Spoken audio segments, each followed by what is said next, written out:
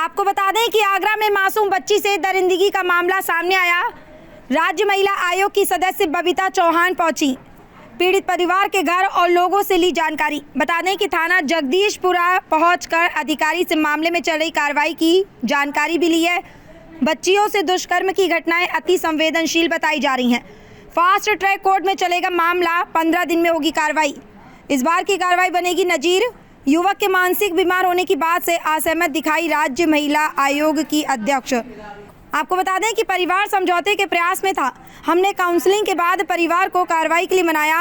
बबीता चौहान, घटना किसी भी हाल में हो, आरोपी पर कार्रवाई जरूरी। समाज को भी होना होगा जागरूक। ऐसी घटनाओं में कार्रवाई से न हटे पीछे। बबीता चौहान, आगरा से अमन गुप्ता की रिपोर्ट। ये आपके संज्ञान में होगा, अभी बिचपुरी में एक छोटी बच्ची थी जिसको वो मंदिर में खेल रही थी और वहाँ कोई एक कहना चाहिए कि एक विकृत मानसिकता का कोई व्यक्ति था और वहाँ वो आया और उसके साथ उसने बदतमीजी की। तो क्योंकि मैं रात ही वापस लौटी थी तो मेरे संज्ञान में ये केस आया, मैं वहाँ गई। तो जगदीशपुरा थाने का केस है वो, तो वहाँ सब अधिकारी मेरे साथ भी वहाँ पहुँचे। तो उस बच्चे के पेरेंट्स भी हैं, बच्ची भी यहाँ है, उसको मेडिकल कराने के लिए भेजा हुआ है। मेडिकल भी हो गया, सब कुछ हो गया। और समाज कल्याण विभाग से भी यहाँ लोग बुलाएं जो भी उनकी आर्थिक मदद और उनकी आर्थिक सहायता कर सकते हैं।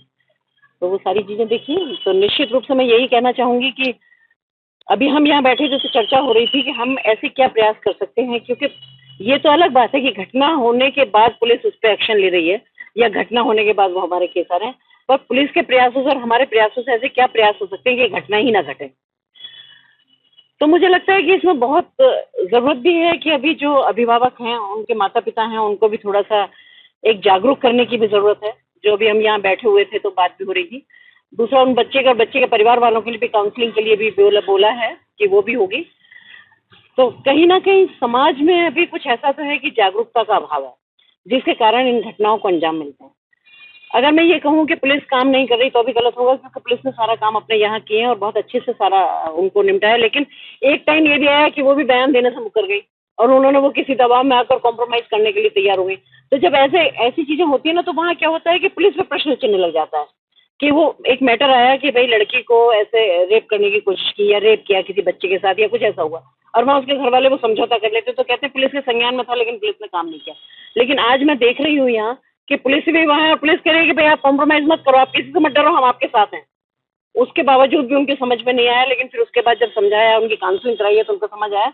बच्ची से भी मेरी बात हुई उनके साथ और मैंने अब उनको यही कहा कि किसी की बातों में आने की जरूरत नहीं है, सब लोग आपके साथ हैं, हम भी आपके साथ हैं, पूरी पुलिस भी आपके साथ है। तो निश्चित रूप से उसके साथ कठोर कार्रवाई होगी और गिरफ्तार तो वो हो ही गया है लड़का और पकड़ा जाएगा। पर मेरा बस यही अनुरोध है सबसे और आप लोगों के माध्यम से भी कि थोड़ा सा अभिभावकों को भी थोड़ा जागरूक होना चाहिए, समाज में थोड़ी जागरूकता आना चाहिए, क्योंकि कहीं ना कहीं ये विकृत मानसिकता के लोग जो नशे में रहते हैं या कहीं ना कहीं जब भी कभी ऐसी घटनाएं होती है तो वहाँ यही देखने को मिलता है कि या तो वो बहुत नशे में है या कहीं वो विकृत मानसिकता का व्यक्ति है, या लेकिन फिर भी जैसा भी व्यक्ति, घटना तो होती है ना, घटना तो किसी एक शरीफ इंसान के साथ ही होती है। तो मुझे लगता है इस पर लगाम लगाने के लिए हम सबको एकजुट होकर थोड़ा सा जागरूकता अभियान को तेज करना होगा, या हमें पुलिस के माध्यम से, कुछ सोशल ऑर्गेनाइजेशन के माध्यम से, कुछ हम अपनी बात करें महिला आयोग के माध्यम से जो निरंतर काम भी कर रहे हैं, जगह जगह हम कैंप भी लगाते हैं, जगह जगह लोगों को जाके बताते भी हैं। उसके बावजूद भी कहीं ना कहीं इस तरह की घटनाएं हो रही, तो मुझे लगता है अभी हमें भी काम करने की बहुत ज़्यादा जरूरत है।